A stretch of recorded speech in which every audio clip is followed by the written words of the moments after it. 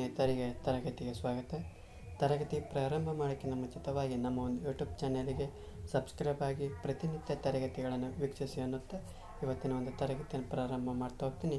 ಇವತ್ತಿನ ತರಗತಿ ಕರ್ನಾಟಕದ ಒಂದು ಭೂ ಬಳಕೆ ಎಷ್ಟರ ಮಟ್ಟಿಗೆ ಆಗಿದನ್ನು ನೋಡ್ತಾ ಅಂದ್ರೆ ಸಾಗುವಳಿ ಎಷ್ಟಾಗಿದೆ ಅಂತಂದು ಇವತ್ತಿನ ತರಗತಿಯೊಳಗೆ ನೋಡ್ತಾ ಹೋಗ್ತೀನಿ. ಈ ಒಂದು ಸಾಗುವಳಿ ಮೇಲೇ ಒಂದು ಪ್ರಶ್ನೆ ಆಗಿರೋದು ನೋಡ್ತಾ ಹೋಗ್ತೀವಿ.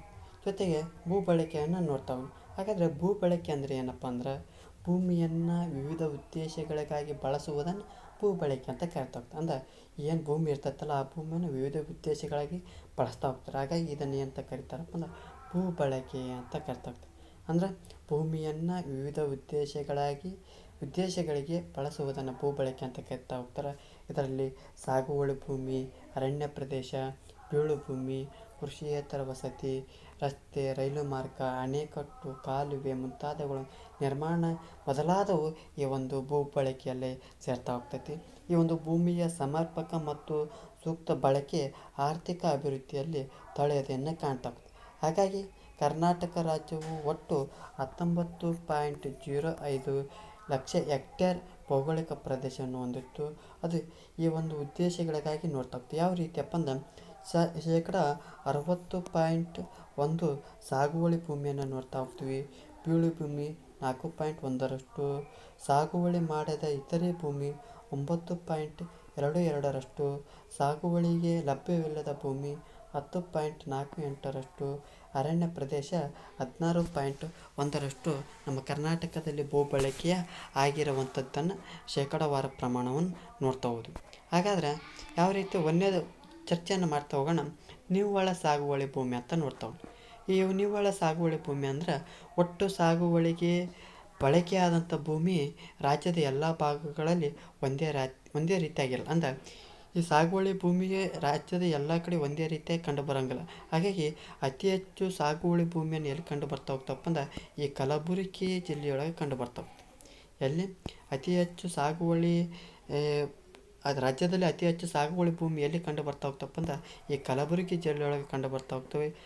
ತದನಂತರ ಬೆಳಗಾವಿ, ವಿಜಯಪುರ, ತುಮಕೂರು, ರಾಯಚೂರು, ಬಾಗಲಕೋಟೆ, ಬಳ್ಳಾರಿ, ಚಿತ್ರದುರ್ಗ, ಮೈಸೂರು ಜಿಲ್ಲೆಗಳಲ್ಲಿ ಕಾಣ್ತಾ ಹೋಗ್ತೀವಿ. ಆದರೆ ಆ ತೀವ್ರವಾದಂಥ ನಗರೀಕರಣದಿಂದ ಬೆಂಗಳೂರು ನಗರ ಏನು ಮಾಡ್ತಾ ಹೋಗ್ತೈತಪ್ಪ ಅಂದ್ರೆ ಕನಿಷ್ಠ ಸಾಗುವಳಿ ಭೂಮಿಯನ್ನು ಕಾಣ್ತಾ ಹೋಗ್ತೈತಿ. ಅಂದ್ರೆ ಈ ಕಲಬುರಗಿ ಅತಿ ಹೆಚ್ಚು ಸಾಗುವಳಿ ಭೂಮಿ ಹೊಂದಿದಪ್ಪ ಅಂದ್ರೆ ಈ ಬೆಂಗಳೂರು ನಗರ ಏನು ಮಾಡ್ತಾ ಹೋಗ್ತದಪ್ಪ ಅಂದ್ರೆ ಕನಿಷ್ಠ ಸಾಗುವಳಿ ಭೂಮಿಯನ್ನು ನೋಡ್ತೀವಿ. ಯಾಕಪ್ಪ ತೀವ್ರವಾದಂಥ ನಗರೀಕರಣವನ್ನು ನೋಡ್ತಾ ಹೋಗ್ತೀವಿ. ತದನಂತರದಲ್ಲಿ ಉತ್ತರ ಕನ್ನಡ, ದಕ್ಷಿಣ ಕನ್ನಡ, ಉಡುಪಿ, ಕೊಡಗು ಜಿಲ್ಲೆಗಳಲ್ಲಿ ಸಾಗುವಳಿ ಭೂಮಿ ಕಡಿಮೆ ಪ್ರಮಾಣದಲ್ಲಿ ಐತೆ. ಯಾಕಪ್ಪ ಅಂದ್ರೆ ಇಲ್ಲಿ ಅತಿ ಹೆಚ್ಚು ಕಾಡನ್ನು ಅರಣ್ಯ ಪ್ರದೇಶವನ್ನು ನೋಡ್ತಾ ಹೋಗ್ತೀವಿ. ಇಲ್ಲಿ ಯಾವುದೇ ಜಾಸ್ತಿ ಸಾಗುವಳಿ ಭೂಮಿಯನ್ನು ಕಾಣೋಕ್ಕಲ್ಲ. ಅಂದ್ರೆ ಅತಿ ಹೆಚ್ಚಾಗಿ ಸಾಗುವಳಿ ಭೂಮಿ ಕಲಬುರಗಿ, ಕನಿಷ್ಠ ಯಾವುದಪ್ಪ ಅಂದ್ರೆ ಬೆಂಗಳೂರು ನಗರವನ್ನು ಕಾಣ್ತಾ ಹೋಗ್ತೀವಿ. ಮುಂದುವರೆದು ನೋಡ್ತಾ ಹೋಗೋಣ. ಅರಣ್ಯ ಪ್ರದೇಶದ ಬಗ್ಗೆ ನೋಡ್ತಾ ಹೋಗೋಣ. ಅಂದರೆ ಕರ್ನಾಟಕದಲ್ಲಿ ಅತಿ ಹೆಚ್ಚು ಅರಣ್ಯ ಪ್ರದೇಶ ಹೊಂದಿರುವ ಜಿಲ್ಲೆ ಯಾವುದಪ್ಪ ಅಂದ್ರೆ ಉತ್ತರ ಕನ್ನಡ ಜಿಲ್ಲೆಯನ್ನು ನೋಡ್ತಾ ಹೋಗ್ತೀವಿ. ತದನಂತರದಲ್ಲಿ ಶಿವಮೊಗ್ಗ, ಚಾಮರಾಜನಗರ, ಚಿಕ್ಕಮಗಳೂರು, ಕೊಡಗು, ಬೆಳಗಾವಿ, ದಕ್ಷಿಣ ಕನ್ನಡ, ಉಡುಪಿ, ಬಳ್ಳಾರಿ ಜಿಲ್ಲೆಗಳಲ್ಲಿ ಅರಣ್ಯ ಪ್ರದೇಶ ಹೆಚ್ಚಾಗಿ ಕಂಡು ಬರ್ತಾ ಹೋಗ್ತೈತಿ. ಅದೇ ರೀತಿ ಅತಿ ಕಡಿಮೆ ಅರಣ್ಯ ಪ್ರದೇಶ ಹೊಂದಿರುವ ಜಿಲ್ಲೆ ಯಾವುದಪ್ಪ ಅಂದ್ರೆ ವಿಜಯಪುರ ಜಿಲ್ಲೆಯನ್ನು ಅತಿ ಕಡಿಮೆ ಅರಣ್ಯ ಪ್ರದೇಶವನ್ನು ಹೊಂದಿರೋದನ್ನು ಕಾಣ್ತಾ ಹೋಗ್ತೀವಿ. ತದನಂತರದೊಳಗೆ ಬೆಂಗಳೂರು ನಗರ, ಬೆಂಗಳೂರು ಗ್ರಾಮಾಂತರ, ರಾಯಚೂರು, ಬೀದರ್ ಮತ್ತು ಗದಗ ಜಿಲ್ಲೆಗಳಲ್ಲಿ ಅತಿ ಕಡಿಮೆ ಅರಣ್ಯ ಪ್ರದೇಶವನ್ನು ಕಾಣ್ತಾ ಹೋಗ್ತೀವಿ. ಅತಿ ಹೆಚ್ಚು ಅರಣ್ಯ ಪ್ರದೇಶ ಉತ್ತರ ಕನ್ನಡ ಜಿಲ್ಲೆಯನ್ನು ನೋಡ್ತಾ ಹೋಗ್ತೀವಿ. ಅತಿ ಕಡಿಮೆ ಅರಣ್ಯ ಪ್ರದೇಶವನ್ನು ವಿಜಯಪುರ ಜಿಲ್ಲೆಯೊಳಗೆ ಕಾಣ್ತಾ ಹೋಗ್ತೀವಿ. ನಿವ್ವಳದೊಳಗೆ ಸಾಗುವಳಿದೊಳಗೆ ಕಲಬುರಗಿ, ಲಾಸ್ಟ್ ಬೆಂಗಳೂರು ನಗರ, ಅರಣ್ಯದೊಳಗೆ ಉತ್ತರ ಕನ್ನಡ ಫಸ್ಟು, ಲಾಸ್ಟ್ ಯಾವುದು ವಿಜಯಪುರವನ್ನು ನೋಡ್ತಾ ಹೋಗ್ತೀವಿ. ತದನಂತರ ನೋಡ್ತಾ ಹೋಗೋಣ ಸಾಗುವಳಿಗೆ ಲಭ್ಯವಿಲ್ಲದ ಭೂಮಿ ಅಂತ ನೋಡ್ತಾವೆ. ಅಂದ್ರೆ ಇದು ವ್ಯವಸಾಯಕ್ಕೆ ಬದಲು ಏನು ಮಾಡ್ತಾ ಹೋಗ್ತಾರಪ್ಪ ಅಂದ್ರೆ ಇನ್ನಿತರ ಒಂದು ಉದ್ದೇಶಗಳಿಗೆ ಭೂ ಬಳಕೆಯನ್ನು ಮಾಡ್ತಾ ಹೋಗ್ತಾರೆ. ಯಾವಪ್ಪ ಅಂದ್ರೆ ರೈಲು ಮಾರ್ಗ, ರಸ್ತೆ, ವಸತಿ, ಕೈಗಾರಿಕೆ, ನೀರಾವರಿ ಈ ಒಂದು ಯೋಜನೆಗಳಿಗೆ ಬಳಸ್ತಾ ಹೋಗ್ತಾರೆ. ಅಂದರೆ ಸಾಗುವಳಿಗೆ ಇರ್ತಾ ಹೋಗ್ತೈತೆ, ಆದರೆ ಸಾಗುವಳಿಗೆ ಆ ಒಂದು ಬಳಸಂಗಿಲ್ಲ. ಹಾಗಾಗಿ ಈ ಒಂದು ಸಾಗುವಳಿಗೆ ಲಭ್ಯವಿಲ್ಲದ ಭೂಮಿ ಅಂತಂದು ಕರಿತಾವೆ. ಇತ್ತೀಚೆಗೆ ಅಭಿವೃದ್ಧಿಗಾಗಿ ಇಂಥ ಒಂದು ಭೂ ಬಳಕೆ ಏನಾಗ್ತಾ ಹೋಗ್ತೈತಪ್ಪ ಅಂದ್ರೆ ಹೆಚ್ಚಾಗ್ತಾ ಹೋಗ್ತೈತಿ. ಈ ಬೆಂಗಳೂರು ನಗರ ಜಿಲ್ಲೆಯು ಆ ಸಾಗುವಳಿಗೆ ಲಭ್ಯವಿಲ್ಲದ ಒಂದು ಭೂಮಿಯನ್ನು ಹೆಚ್ಚಾಗಿ ಕಂಡು ಬರ್ತಾ ಹೋಗ್ತದೆ. ಅಂದ್ರೆ ಆ ಬೆಂಗಳೂರು ನಗರದೊಳಗೆ ಸಾಗುವಳಿಗೆ ಲಭ್ಯವಿಲ್ಲದ ಭೂಮಿ ಅತಿ ಹೆಚ್ಚು ಕಂಡು ಬರ್ತಾ ಹೋಗ್ತೈತಿ. ತದನಂತರದೊಳಗೆ ಶಿವಮೊಗ್ಗ, ತುಮಕೂರು, ಬೆಳಗಾವಿ, ಬಳ್ಳಾರಿ, ಮೈಸೂರು, ದಕ್ಷಿಣ ಕನ್ನಡ ಜಿಲ್ಲೆಗಳು ಸಾಗುವಳಿಗೆ ಲಭ್ಯವಿಲ್ಲದ ಒಂದು ಭೂಮಿಯನ್ನು ಹೆಚ್ಚಾಗಿ ಹೊಂದಿರೋದನ್ನು ಕಾಣ್ತಾ ಹೋಗ್ತೀವಿ. ಆದರೆ ಇದು ಬೀದರ್ ಜಿಲ್ಲೆಯೊಳಗೆ ಅತಿ ಕಡಿಮೆ ಇರೋದನ್ನು ಕಾಣ್ತಾ ಹೋಗ್ತೀವಿ. ಅಲ್ಲಿ ಅತಿ ಹೆಚ್ಚು ಬೆಂಗಳೂರು ನಗರದೊಳಗೆ ಏನು ಮಾಡ್ತಾ ಹೋಗ್ತವಪ್ಪ ಅಂದ್ರೆ ಸಾಗುವಳಿಗೆ ಲಭ್ಯವಿಲ್ಲದ ಭೂಮಿಯನ್ನು ಕಾಣ್ತಾ ಹೋಗ್ತೀವಿ. ಕಡಿಮೆಯಲ್ಲಿ ಕಾಣ್ತಾ ಹೋಗ್ತವಪ್ಪ ಅಂದ್ರೆ ಬೀದರ್ ಜಿಲ್ಲೆಯೊಳಗೆ ಕಾಣ್ತಾ ಹೋಗ್ತೀವಿ. ಮತ್ತೆ ಮುಂದುವರೆದು ನೋಡ್ತಾ ಹೋಗೋಣ, ಸಾಗುವಳಿ ಮಾಡದ ಇತರೆ ಭೂಮಿ ಅಂತ ಕಾಣ್ತಾ ಹೋಗ್ತೀವಿ. ಅಂದ್ರೆ ಈ ಒಂದು ಪ್ರದೇಶದಲ್ಲಿ ಸಾಗುವಳಿ ಭೂಮಿಯನ್ನು ಮಾಡಿರಂಗಿಲ್ಲ. ಇಲ್ಲಿ ಕಾಯಂ ಗೋಮಾಳವನ್ನು ನೋಡ್ತಾ ಹೋಗ್ತೀವಿ. ವೃಕ್ಷ ಮತ್ತು ತೋಪುಗಳು ಸೇರ್ತಾ ಹೋಗ್ತೀವಿ. ಅಂದರೆ ಅರಣ್ಯ ಪ್ರದೇಶ ಹೆಚ್ಚಾನೆಚ್ಚು ಕಾಣ್ತಾ ಹೋಗ್ತೀವಿ. ಅಂದರೆ ಎಲ್ಲಿ ಶಿವಮೊಗ್ಗ, ತುಮಕೂರು, ಕೋಲಾರ, ಚಿಕ್ಕಮಗಳೂರು, ಚಿತ್ರದುರ್ಗ ಜಿಲ್ಲೆಗಳಲ್ಲಿ ಹೆಚ್ಚಾಗಿ ಸಾಗುವಳಿ ಮಾಡದ ಒಂದು ಇತರೆ ಭೂಮಿಯನ್ನು ಕಾಣ್ತಾ ಹೋಗ್ತೀವಿ. ಅದೇ ರೀತಿ ಗದಗ, ಬಾಗಲಕೋಟೆ, ಧಾರವಾಡ ಜಿಲ್ಲೆಗಳಲ್ಲಿ ಕನಿಷ್ಠ ಭೂಮಿಯನ್ನು ನೋಡ್ತಾ ಹೋಗ್ತೀವಿ. ಇಂಥ ಭೂಮಿಯನ್ನು ಸುಧಾರಿಸಿ ಕೃಷಿಗಾಗಿ ಬಳಕೆ ಮಾಡಬಹುದು. ಅಂದರೆ ಇಂಥ ಭೂಮಿಯನ್ನು ಏನು ಮಾಡ್ಬೋದಪ್ಪ ಅಂದರೆ ಅದನ್ನು ಪರಿವರ್ತನೆ ಮಾಡಿ ಕೃಷಿಗೆ ಬಳಕೆಯನ್ನು ಮಾಡ್ತಾ ಹೋಗ್ಬೋದು. ತದನಂತರದೊಳಗೆ ನೋಡ್ತಾ ಹೋಗೋಣ, ಬೀಳು ಭೂಮಿಯನ್ನು ನೋಡ್ತಾ ಹೋಗೋಣ. ಬೀಳು ಭೂಮಿ ಅಂದರೆ ಏನಪ್ಪ ಅಂದರೆ 2 ಅಥವಾ 3 ವರ್ಷಗಳಕ್ಕಿಂತ ಹೆಚ್ಚಿನ ಅವಧಿಯವರೆಗೆ ನಿರಂತರವಾಗಿ ಯಾವುದೇ ರೀತಿಯ ಸಾಗುವಳಿ ಮಾಡದೆ ಭೂಮಿಯನ್ನು ಬೂಳಿ ಬಿಟ್ಟಿರ್ತಾರೆ. ಅಂದರೆ ಅಲ್ಲಿ ಯಾವುದೇ ರೀತಿ 2-3 ವರ್ಷಗಳಿಂದ ಆ ಭೂಮಿಯನ್ನು ಯಾವುದೇ ರೀತಿ ಉಳುಮೆ ಮಾಡಿರಂಗಿಲ್ಲ. ಹಾಗಾಗಿ ಈ ಒಂದು ಕಲಬುರಗಿ ಜಿಲ್ಲೆ ಅದಕ್ಕೂ ಅಧಿಕ ಬೀಳು ಭೂಮಿಯನ್ನು ಹೊಂದಿರೋದನ್ನು ಕಾಣ್ತೇವೆ.